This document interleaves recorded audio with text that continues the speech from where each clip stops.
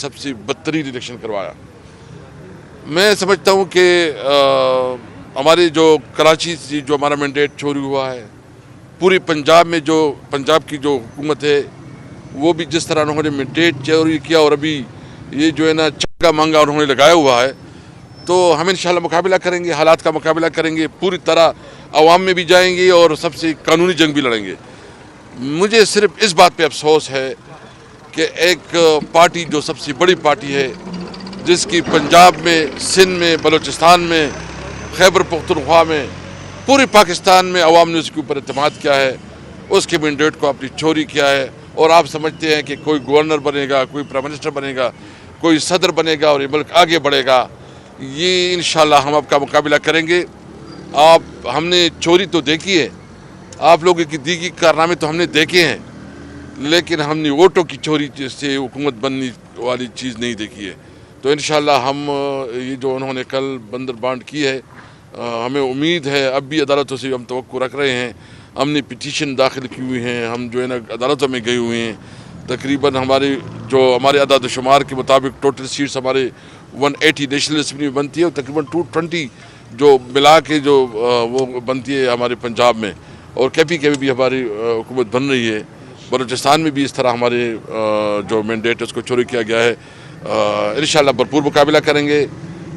کسی طور پر جو ہے نا یہ حکومت نہیں کہلائے گی، بلکہ یہ جعلی مینڈیٹ والی اور ایک جعلی حکومت ہوگی۔ اسد قیصر صاحب، یہ بتائیے گا، پہلے پی ٹی آئی کا موقف تھا کہ جو الیکشن نتائج آئے ہیں اس پہ تو آپ کے گریونسز موجود ہیں، آپ الیکشن کمیشن میں بھی گئے ہیں، عدالتوں میں بھی گئے ہیں، لیکن پہلے پی ٹی آئی کہہ رہی تھی کہ ہم وفاق میں بھی حکومت بنائیں گے، پنجاب میں بھی اور کے پی کے میں۔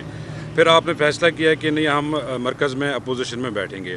کل شہباز شریف نے آپ کو پھر ایک مرتبہ دعوت دی کہ اگر پی ٹی آئی اپنی اکثریت ثابت کرتی ہے تو ہم ان کو ویلکم کہیں گے، آئے حکومت بنائیں۔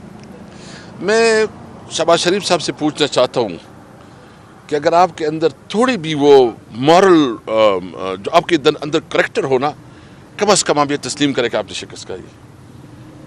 جو آپ نے اپنے نمبر بھی بڑھائے ہیں، وہ کتنے نمبر ہیں؟ ایک کوئی 70 کے قریب، 70 72 73 جو نمبر ہے، وہ نمبر بھی اس لیول کی نہیں ہے کہ وہ پرائم منسٹر اس کے اوپر بنے۔ یعنی آپ اقلیت میں ہیں، آپ اکثریت میں نہیں ہیں، عوام نے آپ کو مینڈیٹ نہیں دیا ہے، اور جب عوام نے آپ کو مینڈیٹ نہیں دیا تو کس منہ سے آپ وزیر اعظم کہلائیں گے؟ آپ تھوڑا مورلٹی دکھائیں، تھوڑا یہ گریس دکھائیں کہ میں جو ہے نا اس حکومت میں نہیں بیٹھوں گا۔ ہم بنیں گے۔ دیکھیں، ہمارا تو فارم 45 ہے نا، یہ تو لیگل ڈاکومنٹس ہے۔ ابھی یہ کر رہے ہیں، کوشش کر رہے ہیں کہ کوئی جعلی فارم 45 بنا رہے ہیں اور ٹپے لگ رہے ہیں، وہاں پہ پتہ ہے سب کچھ ہو رہا ہے، لیکن اس کے باوجود جو فارم 45 ہے اس کے مطابق جو ہے نا، ہم نے تو سپریم کورٹ سے مطالبہ کیا تھا، اور اب بھی مطالبہ کر رہے ہیں کہ براہ کرم اس ملک پہ رحم کریں۔ آپ جو ہے نا، جو کمشنر نے اس دن جو انکشافات کیے ہیں، اس کے اوپر جو ہے نا جوڈیشل انکوائری بنائیں، اور جو جس کا مینڈیٹ ہے اس کو اس کا مینڈیٹ دے۔ یہ ملک تب آگے بڑھ سکے گا۔ اگر آپ جعلی مینڈیٹ والے لوگوں کو، جس کو عوام نے مسترد کیا ہے، اس کو آپ بٹھائیں گے تو وہ کیسے ملک کے مسائل حل کر سکیں گے؟ اس ملک کی ضرورت اس میں ہے کہ ملک قانون اور آئین کے مطابق چلے۔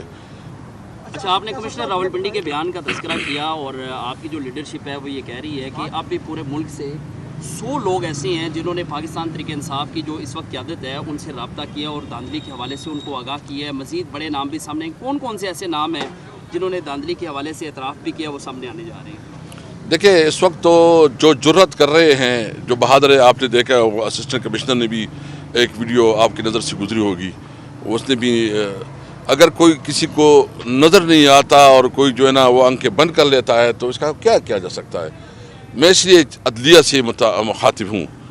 اگر آپ نے حلف لیا ہے اور آپ نے کہا تھا چیف جسٹس صاحب کہ ہم جو ہے نا آئین کے مطابق چلیں گے، ہمارے لیے آئین مقدم ہے، جب آپ کے لیے آئین مقدم ہے تو آپ کے لیے ٹیسٹ کیس ہے، کیسے انتخابات کی پروب کرے، اور جس نے مینڈیٹ چوری کیا اس کے خلاف جو ہے نا قانونی کارروائی کرے، اور جس کا مینڈیٹ ہے اس کو اس کا مینڈیٹ دیا جائے۔ اسد قیصر صاحب، یہ بتائیں کہ پیپلز پارٹی اور مسلم لیگ میں جو معاہدہ ہوا ہے اس میں پیپلز پارٹی نے وفاق نے کوئی بھی وزارت نہیں کی، وزارتیں لینے سے انکار کر دیا ہے۔ آپ اس کو کس اینگل سے دیکھتے ہیں؟ دیکھیں، وہ ان کے آپس میں ہیں، وہ سمجھتے ہیں کہ اس کے پاس बड़े बड़े ऑफिस आ जाएं और वो रिलैक्स होकर इंजॉय करे और फिर वोट देंगे, फिर आवाम को कहेंगे कि देखो हम तो हुकूमत में हिस्सा नहीं है। भाई कैसे हिस्सा नहीं हो?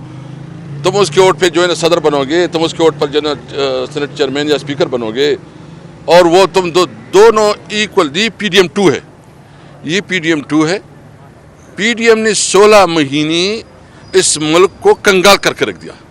बदतरीन माशी पॉलिसी। ये जो फाइनेंस मिनिस्टर है इसहाक डार, ये उस वक्त भी फाइनेंस मिनिस्टर था और अब भी फाइनेंस मिनिस्टर है।